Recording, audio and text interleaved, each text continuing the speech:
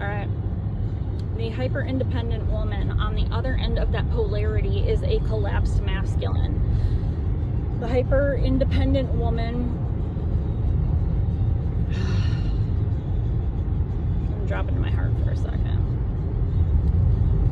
Because this is the polarity that, as a collective, we are most struggling with. The hyper-independent woman, collapsed masculine. Each one of those is inside of each of us. The feminine side of your body controls your subconscious threat detector, your neuroception. It tells your body whether or not your environment is safe. And for most of us, we have not had a safe environment ever. Pretty much every man I've talked to, when I ask him what safe feels like for him, he's like, I don't fucking know what that even means.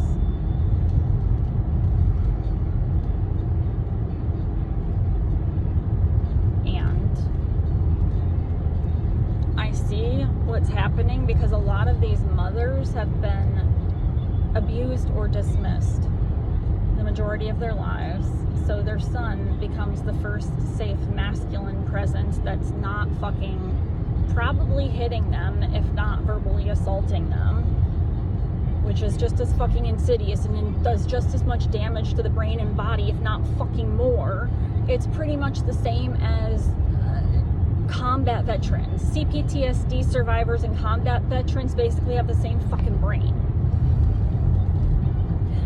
We're all traumatized.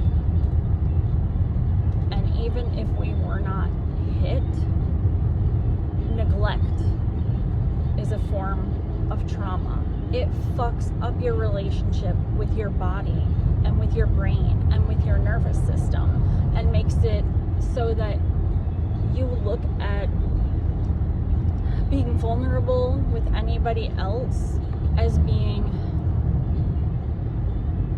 something that sends you into fight or flight, because vulnerability has meant danger in the past.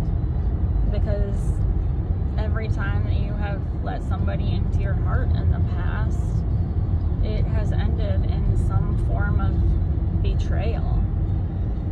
Even if it's not betrayal, it's something along those fucking lines, because we didn't ever really learn what interdependence was. We didn't learn how to be in community with each other. I mean, fuck, from as far back as I've been able to trace it, it's since at least living the American dream. Because that historically was absolutely one of the turning points right after we left fucking Operation Paperclip motherfuckers into our country after World War II as intellectual reparations. Bullshit, we don't fucking know anything about reparations because we can demand them from other goddamn countries, but we can't take accountability ourselves. And, you know, that's another problem, is that a lot of us, part of that childhood neglect, emotional neglect, is the fact that we never saw healthy conflict modeled for us. We never saw accountability modeled for us. I mean, it's like, this is programmed into us though, because look at the fucking example this entire world is running on, which is a dad killed his, or let his son die, sacrificed his son in order to pay for your sins. Like, our entire society is fucking rooted in sacrificial magic, which is what that fucking is. Also, you bitches that are catty, that's black magic. And I don't just mean women. A lot of these catty motherfuckers who gossip all the goddamn time about others instead of reflecting on themselves.